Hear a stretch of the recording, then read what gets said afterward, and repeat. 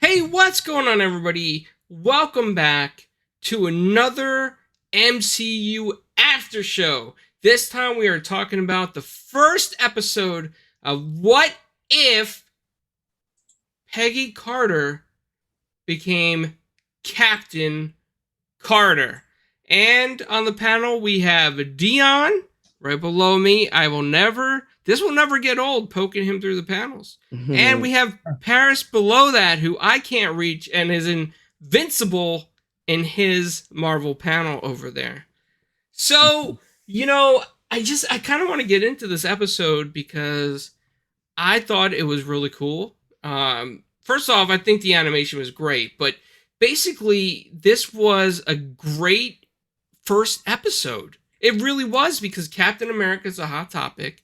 He just had his show on Disney Plus with the Winter Soldier, and this is great, man. So in this episode of What If, it's like Steve Rogers does not become Captain America in this alternate timeline or whatever, the Watcher story, whatever he's saying. So Steve Rogers gets into the machine, get injected with serum, and somebody, assumingly from Hydra, sabotages it with a lighter, and it explodes, and Steve's out of it, and there's only so much time left, and Howard Stark, who some of you may know as Iron Man's father, tells Peggy Carter to go ahead and get into this machine. She is the only hope. She gets in there, she gets injected with the super serum, becomes a super soldier against the military. The military did not want her to become the super soldier. They wanted her to go and wear a USO uniform to hype up the troops. And they did not treat her very well after she got injected with the serum. So I thought that was kind of interesting, because it showed kind of a timeline of how women may have been treated back then, or in the military back then. So I thought that was a great point that Disney brought up in this. But in turn, what Howard Stark does for her is he gives her a modified USO uniform with the shield. And all of a sudden, she is basically, right then at that point, she knows that she has to stop Hydra from transporting the Tesseract. And that's exactly what she does. Against military authority, she goes out there onto the battlefield with Howard Stark as her only ally. And she goes after that Tesseract. Now, once she recovers that Tesseract, we do kind of learn a little bit about this universe. And we learn that the guy who had the trinket, aka the Tesseract, was actually Red Skull in disguise. And he wanted to bring the uprising of Hydra and basically either rule the world or destroy the world, is basically what he said. Now, Disney did something really cool in this. Disney and Marvel did something really cool. They used swing music in parts of the scenes to help identify the time period that this took place during fighting. It sped up the fighting scenes so they could fit into a half-hour kind of cartoon show. And they also showed the strength of Captain Carter when she's destroying the Hydra vehicles with her shield, and she's jumping, and all of this action is taking place, and it's just fantastic music and constant action. Now, PK, you brought up a very good point in this episode that we are about to get into with this Tesseract. Yeah, I thought it was super interesting. Because with that Tesseract, right? um, Howard Stark is a super genius, right? Specifically in that time period for sure. He went to work. He said, I know what to do with this. This was dope. So he went to work and he built this armor. And what do you call it? He called it the Hydra Hydra Stomper. Stomper. Yep. And guess who piloted that? Since Steve Rogers wasn't the super soldier, he jumped in the Hydra Stomper and became the first Iron Man. And I thought that was significant, but awesome. And it still shows the close relationship that Steve Rogers and Iron Man has, even in this weird scenario, right? They still have this complex relationship, even in this timeline, which is now altered. I don't know. What do you think about that Hydra Stomper there, Paris? It was dope. I like it. I liked it for sure. I like how they did the throwback Iron Man with it, the old school sort of like back in the 60s comics Iron Man. Probably even I don't know. I think yeah 60s I would say, right? Iron Man outfits that he has, the old school sort of heavy ones. But one thing about the Hydra Stomper is that you could tell sort of like, all the work was done by Captain Carter, and they wanted to celebrate the Hydra Stomper, right? They're like, oh, the Hydra Stomper this, the Hydra Stomper that, right? They're like, Captain who, right? So I'm glad that she was able to overcome sort of the discussions when they were saying that she doesn't belong in this room, and then she flipped it on them. You don't even belong in this room. That gave me some chills. I was like, oh yes, let's go. Not needing another man to step up and take charge and own that situation. She was able to do it, which I loved in the show. So yeah. So PK, when we're talking about, the whole mission and stuff like that, the train was sabotaged. There was a trap to get the Tesseracts, Peggy Carter, she was in the war room and stuff like that. What I just talked about, and they were just like, dissing her and all that stuff, told her to leave the room.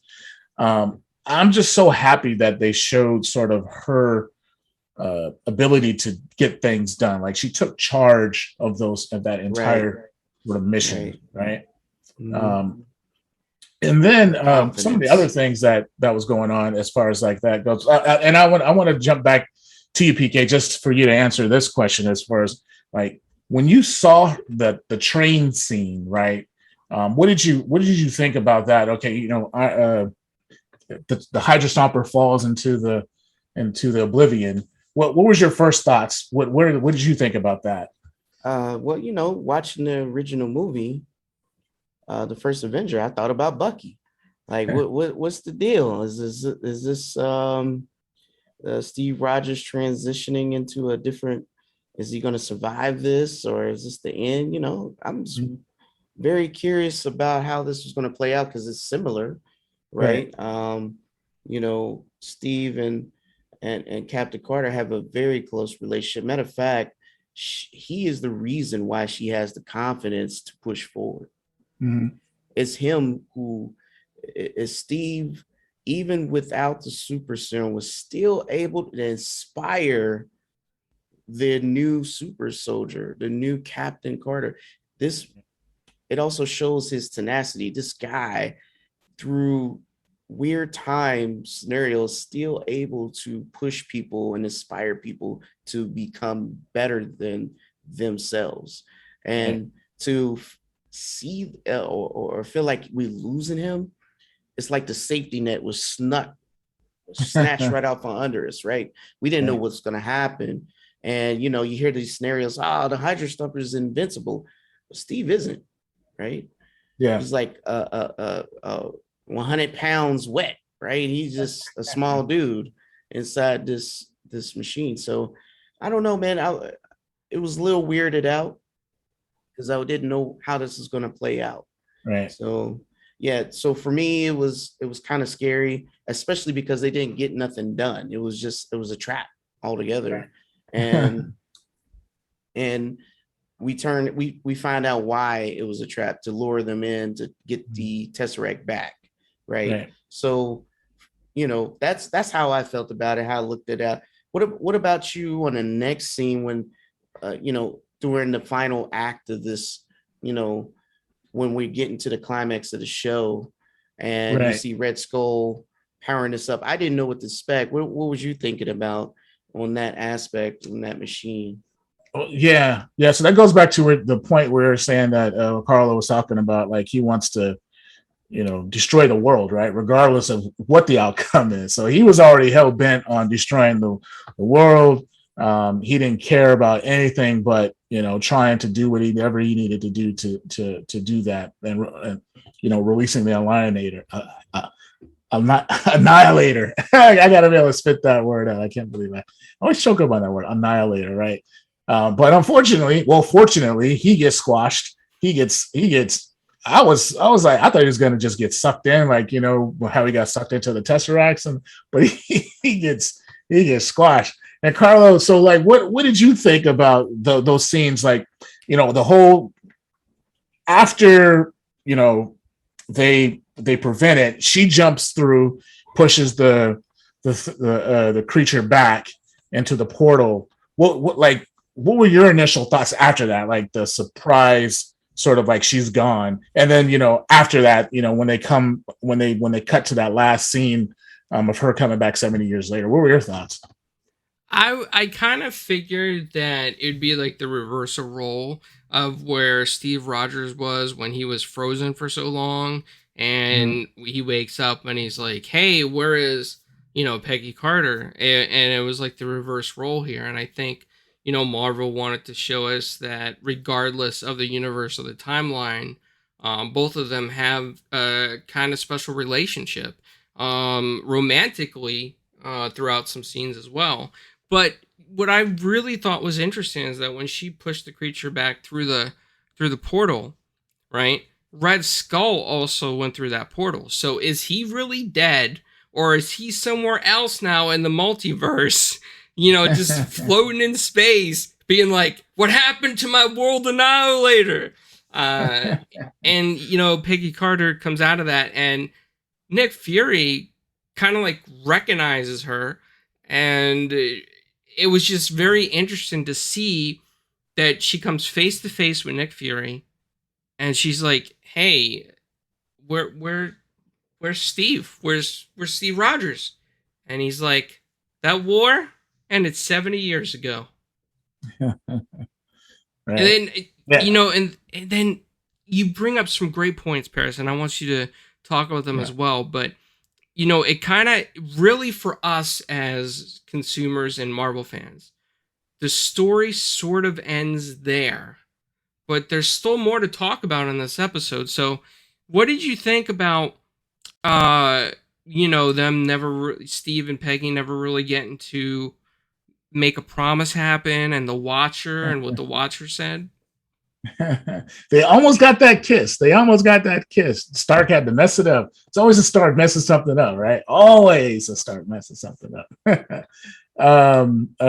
It's interesting, right? Because they kind of ended it right there. They don't really we don't know what happened to Steve yet, because is Steve, did they get some more super soldier serum and put it in him, right? Or did they do it to Bucky, right? We don't know. Did they create a super soldier team to help defeat whatever's after Red Skull? Just because Red Skull got killed, that doesn't mean like the war was over, because Hitler was still doing his thing, right? And all that stuff. So it's a big question mark, right? What if? So that's what leads us into the next episode, where everyone is excited for, to see T'Challa, R.I.P. Chadwick Boseman, voicing this Black Panther character in this next episode. But the Watcher, right? His thing was like, I watch everything and tell all these stories. I will not interfere, sort of thing. But it's like, does he have the power to interfere if he wanted to? But he did say, I cannot. But then it was like sort of this weird twist sort of thing, right? Maybe I don't know. The comics always have done weird things with the Watcher. So I'm just going to expect something weird here too, that drives us into this entire wonderful series that we're watching. As we're going through this, what did you guys think about this episode? PK, I'll let you go first, and give us your star rating. See, so before I do that, I want to just point out something, dude. I want to say, I don't know for sure, but it looks like that was Shumagora. That was the creature coming through the portal. Though we can't really tell because we didn't see the whole base, but the tentacles look familiar. And if that's the case, is that a hint that this also could exist in a Doctor Strange movie going forward? Outside of that, I think the show was solid. I really liked the animation. The action was on. It felt like the pacing was so good.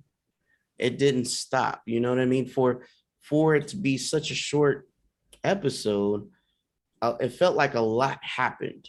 I felt like you watched the entire movie or something because it was so much that was happening each scene.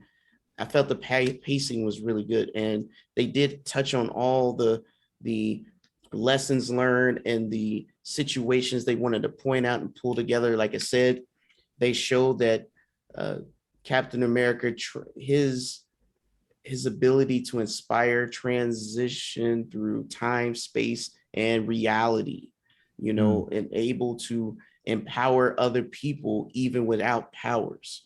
The ability that regardless of him not having power, he will find a way to make a difference, and showing that with that inspiration gave Captain Carter the courage to stand up and be who she knew she could be, right? To be able to take that mantle and push the agenda forward, to show that she is more than capable of leading and being the symbol. The animation showing how strong she was, like I said, I said this before, I feel like this kind of makes me sad because we didn't truly get a Captain America TV show on the side that kind of showcases, his adventures. I mean, we got taste of it in the movies, but it would have been nice to have like his own show. Overall, I think for me, it's 4.5 out of 5. That's how I view this. It was solid all the way around. Very good animation, good storytelling, good pacing. Good job pointing out certain references to show relevance, even though it's a different reality. Right. Nice. Carlo, what did you think? I would just say one more thing. It's their deviants. Their deviants. I gotta say on this, I really enjoyed this episode, and I think there's a lot of important points here, and I think it was almost like, it was like Disney and Marvel finally collided on something, right? Because the characters were very Disney-esque like, and even the romantic scene between Captain Carter and Steve Rogers that almost happened, and Howard Stark at the window reminded me kind of like of a Disney movie. It was like that kind of like fun, romantical moment. The musical score was excellent, just like any other Disney movie out there. So I want to give this a 5 out of 5 because I think that they could have really, if they wanted to, they could have made this a lot longer and turned this into a what if movie. I think the animation's excellent. The voice acting was on point. It stressed the point that, females are just as capable as men in the military, and they can lead and take charge. It doesn't always have to be, a superhero guy. And I think that's very important for a lot of people to relate to. Paris, what did you think on this? Let's just say I give it a 5 out of 5. Let's just start there, right? I don't know what it is with me giving perfect scores, but for this episode, the way that it started off, like it was just like, okay, I'm hip to this, and the pace, like the action. There wasn't really too much random things going on. It was boom, boom, boom, boom, boom. Let's get to the action. Let's get to, to the end sort of thing. But it kept me engaged, and the animation was off the chain. The explosions, the people getting hit, Captain Carter throwing the shield, and she doing all sorts of amazing things with it. I'm just curious to know how much training she actually had, but other than that, that was great. It was great. There was a whole bunch of, I understood that reference, when she pulled Bucky up and he was like, I almost lost my arm. You almost tore my arm off, right? There was all sorts of like little references and Easter eggs within the episode that tied to other things that we've seen in the MCU movies and other shows. So I'm just so happy that they're able to tell this story, and it's just sort of like, what if? Like, I love it. It's a different sort of take on what Marvel has done for all their other movies and stuff like that, and I'm glad they're doing it, because, like, let's just say in this series, Captain America Steve Rogers doesn't die. He actually gets the super soldier serum, and he shows up later, and you've got Sharon Carter and Captain America. And in our Facebook group, I was like, what if they did a movie, like, Captain America and a Sharon Carter movie, and just add, Falcon and Bucky, and for the comic relief and stuff like that. That could work, and it would probably make $1 billion. So Marvel Studios, that if you're not thinking about it, it doesn't even have to be tied into the current MCU timeline, right? Maybe they just do just a random what if sort of scenario and call it the Captains or something like that. And you got Falcon or Captain America, Sam Rogers. You got, you can just do all these folks, and then you get the perfect mix of evildoers out there. There's hundreds to choose from that within the Marvel comic books, that everybody's sort of like, hey, who's next? There's a whole ton of them that they could use for something like that. But yeah, the show was great. I love it. Hopefully they keep it up with this next episode. Everybody's keeping their fingers crossed, because this is unfortunately RP Chadwick Boseman's last sort of voice acting movie or show that he's been in. I think it was his last performance. I'm not sure on the timelines on when he did all the other stuff that recently came out, but yeah, it's gonna be exciting, and I can't wait to see the next episode on Disney Plus. So go check it out. Absolutely. Well, next episode on Disney Plus does air tomorrow. What If episode 2, which we're all looking forward to, obviously. So hopefully we'll get a show out sooner so you guys can see our review, our thoughts. But, until next time, we'll see you guys later.